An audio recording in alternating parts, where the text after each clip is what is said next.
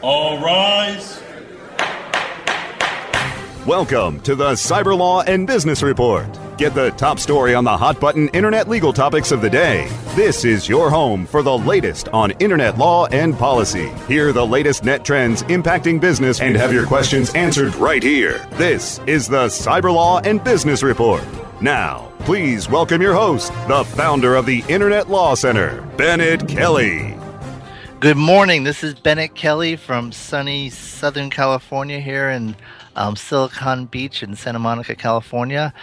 We have a great show for you today. One of the things about the internet is that it gives a voice to people and stories that are often ignored in the mainstream media and elsewhere. And so when I heard that the London Olympics was not going to recognize the 40th anniversary of the Munich Games and the tragedy that occurred there, I decided, well, that's something the internet can do. And so I thanks to Bob Bodell, I was able to get in touch with Tom McMillan, who is one of the greatest players in ACC history, played 11 seasons in the National Basketball Association, a Rhodes Scholar, and the tallest member of Congress ever. But more importantly, he was a member of the 1972 Olympic team. And Tom, are you with us? Yes, I am. Good to be on. Thank you. I appreciate you coming on to help us kind of commemorate Munich 40 years later. But very briefly, I want to start off. You were the tallest member of Congress, and you also served what I believe the shortest member of Congress in your delegation was Barbara Mikulski. Was she not? Well, that's correct. I always wondered whether the shortest was correct because you go way back in history. There's probably there had to be a few gnomes. And there were maybe shorter than 4'11", but there haven't been any taller than 6'11". We know that. So now I always recall pictures of LBJ in the Senate. This using his height, leaning into people. You're in the House, which is a different body. Was your height an advantage there, or were you still just a junior member? I don't think it really matters too much in politics. I mean, it's good in when you go out to an event, people know you're there. They also know you're not there, so it's double-edged. But I think it's. I don't think it was a detriment anyway. Well, definitely not. So let's talk a little bit. Let's do the lead up to how you got to be an Olympian. And you were the number one high school player in America and heavily recruited by Lefty Driesell, Dean Smith. What made you choose Maryland? It's a long story. My father was in the early stages of an illness that eventually cause him, it would be fatal in my senior year, but he wanted to see me play, and it was a lot closer for me to him to see me play at Maryland than North Carolina or another school. I had been appointed by President Nixon as really one of the youngest presidential appointees ever to the President's Council on Fitness and Sports, and so that was an opportunity to be near the Capitol. Plus, Maryland really hadn't really had a program. My brother had played there, but they had really not developed an exceptional program. So it was a chance to make something as opposed to perpetuate something. Right, and you did. I mean, in your 3 years and as a varsity player, you were ranked in the top 5 each year. But unfortunately, because of the peculiarities of the NCAA rules at that time, only the conference champion got to go to the NCAA, which meant that despite having a 73-17 record over those 3 years, you only got to go to the NCAA once. Well, and as a result, of that inequity, they changed the rules after our senior year. We had played North Carolina State to a triple overtime game in North Carolina in the ACC finals. And and then of course State went on to win the national championship. So it was really the impetus of that game that caused the NCAA to widen, and expand the number of teams in the tournament. And actually, the very next year they did. Unfortunately, that's right. Yeah. But so getting to other inequities, though, we're going to talk a little bit about the games in Munich. So you had been an All-American and were invited to be part of the 72 Olympic team. And what's interesting in looking into this, everyone is familiar with the fact that, what happened in Munich was the first loss for a U.S. basketball team in the Olympics. But I wasn't aware that we'd failed to get a medal in the Pan American Games the year before. And so you have this team coming off that, but it was different players, of course. And so, but there was a lot of controversy over who was part of the team, both in terms of the coaching and the players. And, for example, why wasn't Wooden and asked, or why wasn't Bill Walton part of the team? And what are your recollections about that? Well, as far as the coach goes, that was pretty much an internal Olympic committee issue. Wooden would have been a great coach. As you know, Dean Smith coached the next time around. Hank Iva had been around a long time. He was a known figure, and he had had an exceptional record. But it was true that I think his style of play was more traditional than the players that we had on the team. So I think that a faster style of play may have been more I think in line with the kind of talent we had. And the players, Bill Walton didn't play. He obviously was a great college player. He would have been a tremendous help in that game, or in the whole Olympics, quite frankly. But for some reason he decided not to play.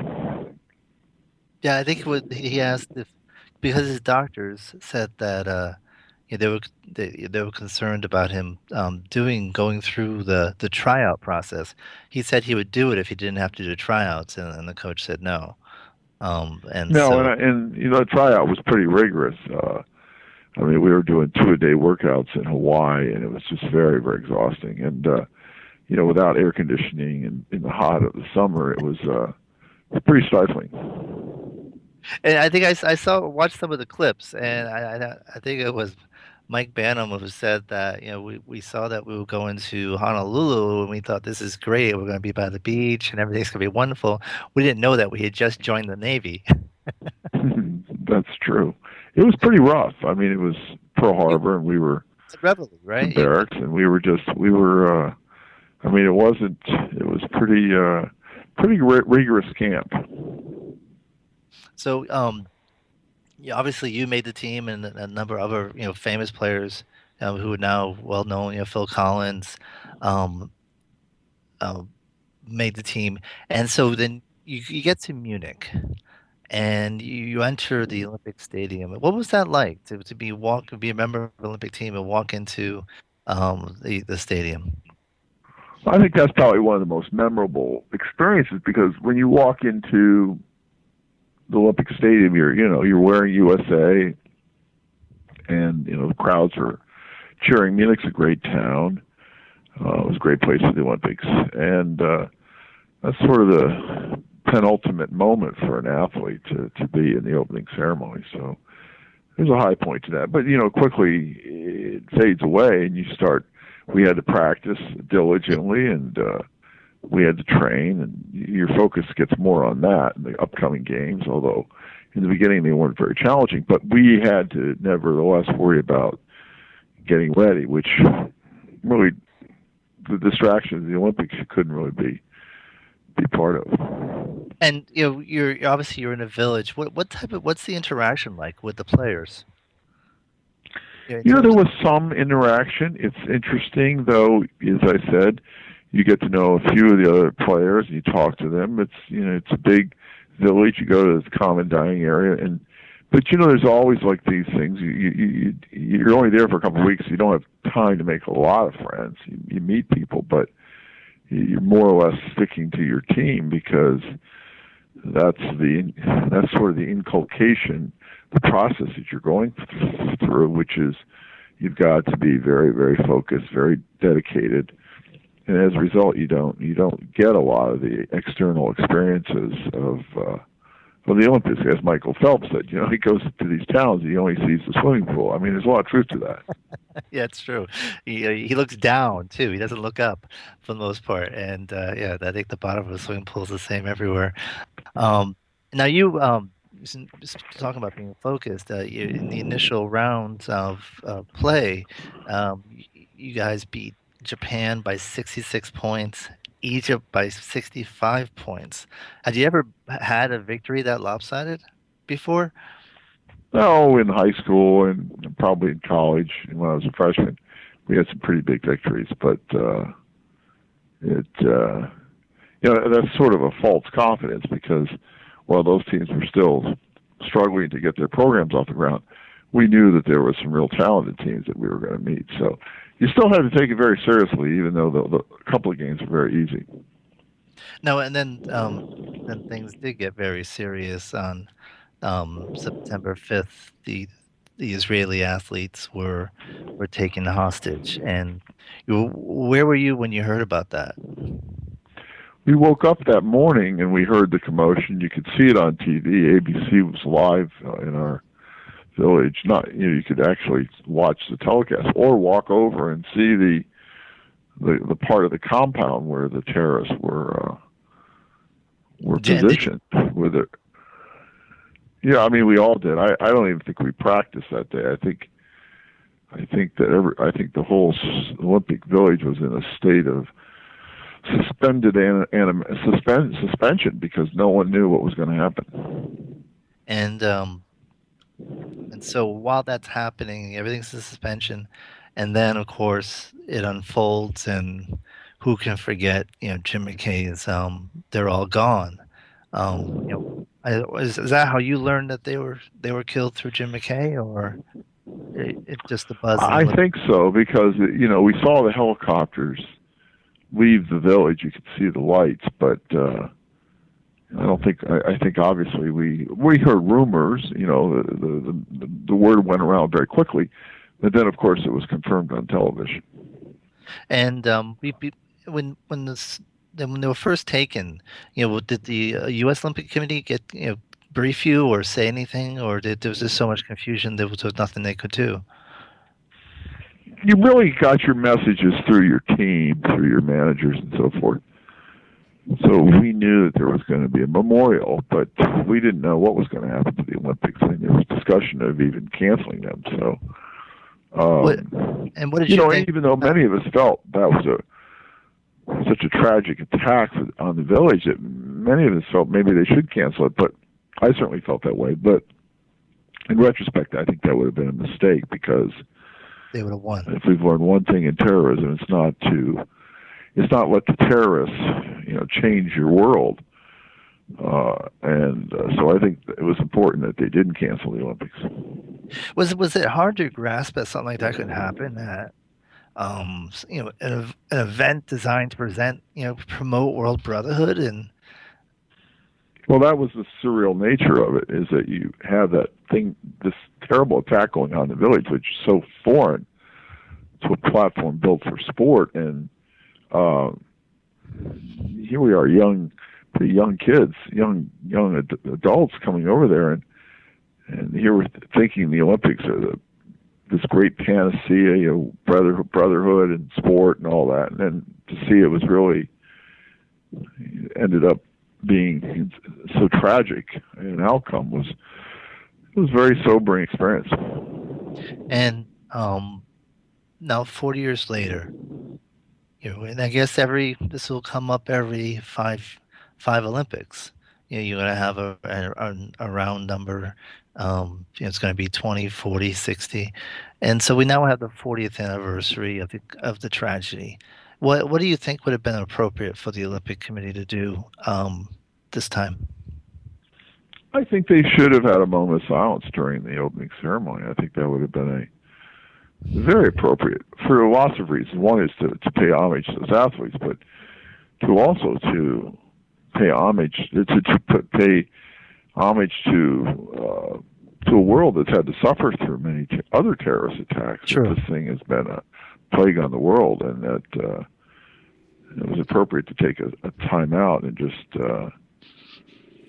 remember. And I'm surprised they did not do that. I would have been wholeheartedly in support of it. It is disappointing.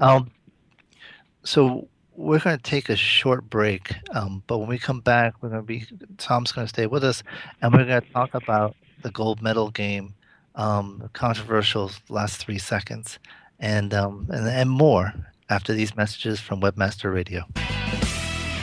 Blog. Webmasterradio.fm. We're the talk of the town. Webmasterradio.fm. Thanks for listening. Webmasterradio.fm. We're everywhere. The best gavel-to-gavel legal news and information on the net is right here. This is the Cyber Law and Business Report, only on webmasterradio.fm. And we're back. This is Bennett Kelly. You're listening to the Cyber Law and Business Report, and our special guest is former Congressman and Olympian Tom McMillan, who was a member of the 1972 U.S. basketball team, and which participated in what is still to this day the most controversial game in Olympic history. And Tom, it seemed that it all comes down to the final minutes. The U.S. was down by 8 with about 5 minutes to play. And as you were talking earlier, the slow style of play was really seen to be holding you guys back. And I've seen clips where the players have said that they decided to take over and play their way. Is that what happened? Well, I think that's right. I mean, the players started running more, and obviously we had to up-tempo the game because we were behind and we had to do something differently. And so we were able to, narrow that lead and really go ahead. So, but I think it was the acceleration of the game that made a difference. And the thing to keep in mind is this was the youngest team in U.S. team in Olympic history, and you're playing against a veteran Soviet team that played hundreds of games together. So you're definitely there's definitely a difference in the experience level. But as you guys took charge, could you see a reaction in the Soviets? Was there a sense of fear that they were going to lose this game? Well, I mean, always that's the case. I mean, but remember, we're coming from behind, so they were just oftentimes, it's, the teams ahead has to hold the lead, and it's very difficult to do that. You start to sort of freeze up, if you will, and I think the Soviets became less assertive, and we became more assertive. So I mean, that's often the ebb and flow of a basketball game, and I think our young athleticism started to kick in, and I think that made the difference. Now the young athleticism definitely kicked in with you blocked a shot that led to a fast break, and Doug Collins, who I accidentally called Phil Collins, although I'm sure Doug would be a great drummer too. Doug Collins does a layup, goes for a layup, and is like plowed into the stand for the basket, and it looked like he was pretty badly hurt. Did you think he was going to be able to get up and make the foul shots? I did. I mean, he's a pretty tough kid. He took a bang, but most guys would get up and want to shoot those free throws. He's not going to do what he did and sit down. So I was pretty sure he'd shoot them. And he's an athlete, and this is the world stage. It doesn't get any better than that. And you grew up playing for this moment. And, it was it's probably two of the most pressured free throws in the history of basketball. I mean, the fact is he's got 2 free throws. If he misses them, we lose. If he makes one, we're tied. And if he scores both, we win effectively. Not just win a gold medal, you win a game against the Soviet Union during, probably the height of the Cold War. Well, there's a lot at stake. As I said, they were extremely pressurized free throws. Was the streak, was that a burden? Were you cognizant of that, the fact that the U.S. had never lost, or just, you just played each game and didn't think about it? We were very cognizant of that because there was a lot of pressure on us. Like, we've won 65 games, 7 gold medals, and obviously we didn't want to be the team to carry that back a loss. So there was a lot of pressure on us. We were very aware of it. So Doug Collins shoots the 2 3 throws. U.S. is now up by 1 point, and Soviets start to inbound the ball. Clock starts down to 2-1, and then everything stops. What happened? Right. The officials basically realized that what happened was there was a timeout that was attempted to be called by the Soviets, but somehow the clock didn't work, or the timeout was tried or attempted to be called after the shot was taken, in which case the timeout shouldn't have occurred. But they played the last play, nothing happened, but the official came down and said, "Look, we got to reset this clock." And that was the official from FIBA, who, outside of his authority, decided that we're gonna reset the clock, and that set this whole resetting of clock incidences in motion. And so now they inbounded again, and the 3 seconds. The clock was misset. I think they set it to like 50 seconds or something like that. So the play failed again, but the clock was poorly set. It was another error. But in any event, there was more than 3 seconds that passed, and that's where the iconic photos of you and was it Henderson hugging and right. You're very prominent in those pictures, I guess, because if I was a photographer, I would focus on you because you were the tallest man on court, and so basically the celebration ensued. You must have been ecstatic. Yeah. Well, it was probably one of the highest moments and lowest moments in a very brief period of time in my life, but we thought we'd won it. Clearly, there was pandemonium on the court. We thought we'd come from behind and won the game. To this day, as a kid, I was watching this. This is the first Olympics I remember. I ran around the house yelling, "We won! We won! We won!" I was that excited. It was such an exciting game, and so I can only imagine what it was like for the players. And then, so you've won, and are you trying to leave the court, or something's up? There's a lot of milling around. The coaches are over the scorers table. There's very hard to understand because the coach, the referees didn't speak English, or at least one of the referees didn't speak English, and it's just total chaos. And we finally realized that they're going to play the last play one more time. So they cleared the floor, and here we go for the third time.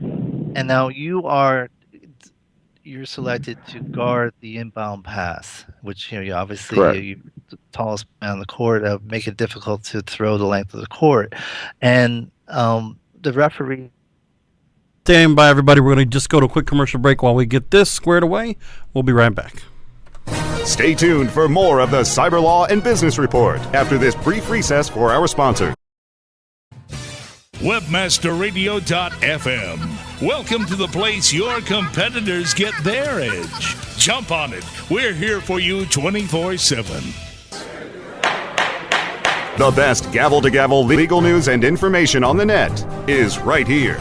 This is the Cyber Law and Business Report, only on webmasterradio.fm. And we're back. I guess it's only fitting we had some technical confusion as we're talking about the confusion that happened in the finals in the Olympic basketball final in 1972. Now, Tom, we were just talking about the third attempt at the last play of the game, and you were guarding the inbound pass, and you were told to back off. Is there any reason why that you should be required to do so under international rules? No, there isn't. But the last thing I wanted to do was have an official called technical on me. I think the official was from Bulgaria, so he didn't speak English. You could see him motioning. You could see him motioning to my feet, so it's not like I'm making this up. I was just afraid he'd call technical on me, even though the player had more than enough room to back up. that's something I just wasn't going to take a risk at that point. I mean, probably in retrospect, how do you know what he's motioning for? You don't. I mean, Yeah. you just And don't. and That's and the your problem, coaches have warned you that basically the referees are not going to be on our side. Right, and so they were looking for a way to get this game over with, and so I just didn't want to be the culprit here. But it was who knows? I mean, if you give a team enough time to score, they're going to score. I mean, that's the bottom line.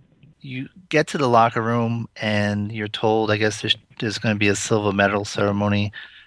And did you guys vote then, or did you talk the next morning, that morning, or? We discussed it then, and I think there was a mood not to accept it. We did talk about it again the next morning too, but I think the players were pretty certain, even after the game, that they were not going to accept the medal. So it was a unanimous position. And 40 years later, it's still unanimous, is it not? That's right. No one is decided that they want to take the medal. And so the silver medal is somewhere. I saw an embassy report where they're not even quite sure where it is.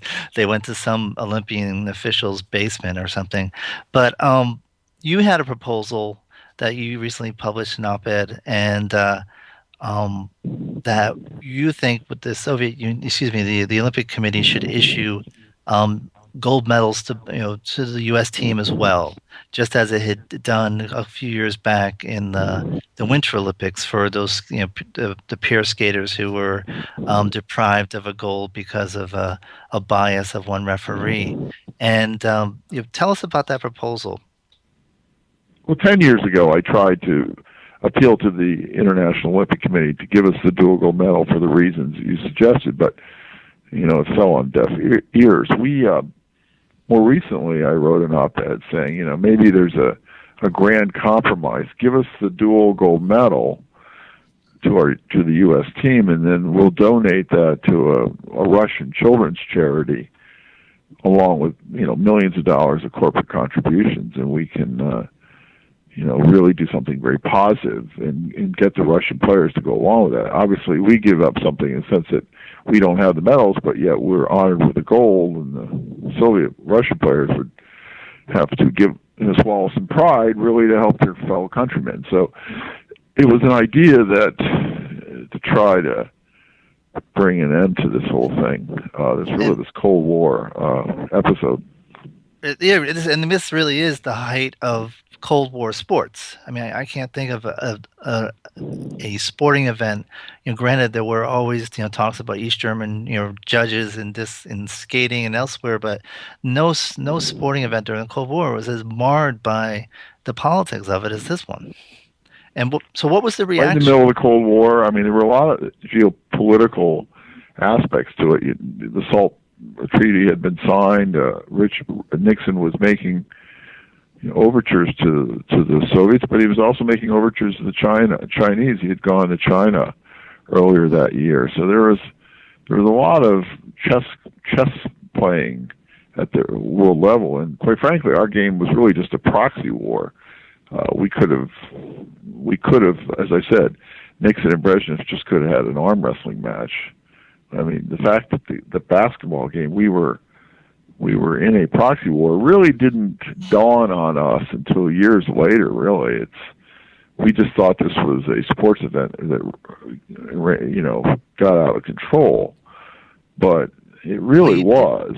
It really was a Cold War episode, because we went to appeal the next day, and the vote was 3-2. The three nations that voted against us were all Eastern Bloc nations. Right. And wasn't there one of the referees refused to sign the scorecard in protest? Right. I think it was the Puerto Rican referee. He was yes, that's correct. And so have you got any response from the Soviets? Excuse me, no longer such a thing, but the Russians or the Olympic Committee to your latest op-ed?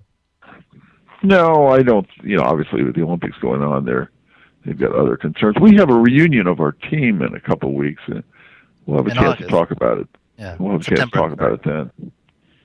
And how often did you guys have reunions? This is really our first one. First one. And but it would be, I think, a very appropriate gesture. I mean, clearly, the game was marred, and you can make an argument for both teams winning. So why not give both teams the gold? Well, we would hope so, but I'm not sure the ILC would move on that. That's why I proposed something as I did recently. Right. And how vivid is this game to you, 40 years later? Is this something that has ever faded in your memory, or it's always been right there? One of those things is like Groundhog Day. It comes back every 10 years. People bring it up, on the anniversaries. And, when there are Olympic games. So it's not something I think about every day, but it does come back, on its anniversaries. It's like that skier on the Wild World of Sports opening. Yes. Actually, I went to law school with Freddie Brown, and I always felt bad for him every spring when they would show the pass that he made, and he said he's over it, but I'm sure it definitely isn't something he likes to see. Well, we only have a few minutes left, and so I want give you an opportunity to tell us some of the things you're doing now, and that you'd like us to know about. Well, I'm chairman of a National Foundation on Fitness, Sports, and Nutrition, which is a congressionally chartered foundation. We're helping support the President's Council on Fitness, Sports, and Nutrition, the First Lady's initiatives in those areas. I'm CEO, chairman of a company that is, we do mortgage services all over the country, including appraisals and title and settlement and asset dispositions. And I'm on the board of the Regents University of Maryland, working on that. In that capacity, we are trying to do something for my old coach, Lefty Driesell, and honor him next year. All in all, staying pretty busy. And what is it that you're trying to do for Lefty? Well, we'd like to do some kind of memorial, either a statue or a head bust or something. We haven't determined that. We're still working through that, but something that would honor his 17 years at the university. Now, the closest Lefty came to, I guess, the Final Four would have been the regional final game in '73 you guys had against Providence. And actually, I grew up in Providence, and so I remember that game quite well. And I just, having played against that team and having played against Bill Walton, at the start of the next season, if Providence actually was blowing out Memphis State in the regional in the semifinal game, and then Marvin Barnes gets injured, and ultimately they lose, and Memphis State gets blown out by UCLA, and everyone in Providence always wonders, could Providence have beaten Bill Walton and UCLA that year? And I'm just wondering, having played against both, if you have an opinion. Well, no, I would say UCLA was a great team, but that Providence team was terrific too, and it's hard to predict, who would win that. But I wouldn't have counted out Providence. They had a terrific team. Well, you can tell he's a skilled politician. A very good response, Congressman. I want to thank you very much for having you on the show. I really appreciate it, and this is an important thing to remember. Both the contribution you guys made as athletes, and the wrong that still has not been corrected, and also the tragedy that happened 40 years ago. And I thank you for participating. I apologize for the glitches, but in some ways it's fitting it happened that way. But thank you again, Tom. Thank you. Look forward to meeting sometime, and good luck with the show. Thank you very much. I appreciate it. Yep, thanks. That was Tom McMillan, and he's very well respected in Maryland and Washington. His work, even since leaving office, and he's done a lot in the area of Homeland Security. He's been very loyal to the Maryland community, and was a big backer of theirs in a lot of their games. So I think Lefty Driesell convincing Tom McMillan to come to Maryland has paid off handsomely for that school. He's done a great job for them, and we're running short on time, so I am going to sign off. But first, I want to say happy birthday to a number of notable people, including Dustin Hoffman, Mel Tillis, and Connie Francis, hockey legend and lawyer and member of parliament Ken Dryden, and The Edge turns 50 today.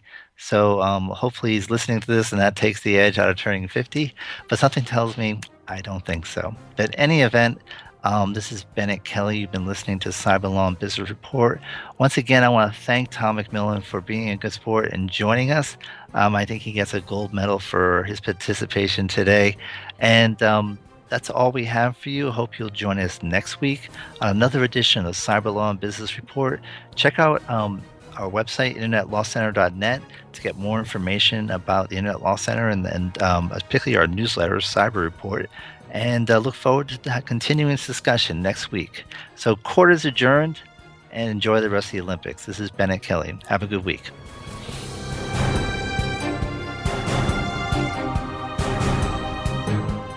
This has been a presentation of WebmasterRadio.fm, the world's largest business-to-business radio and podcast network. We welcome you to sample past episodes of this program, as well as our complete library of programs, on demand or on the air via our 24/7 live audio stream at www.webmasterradio.fm.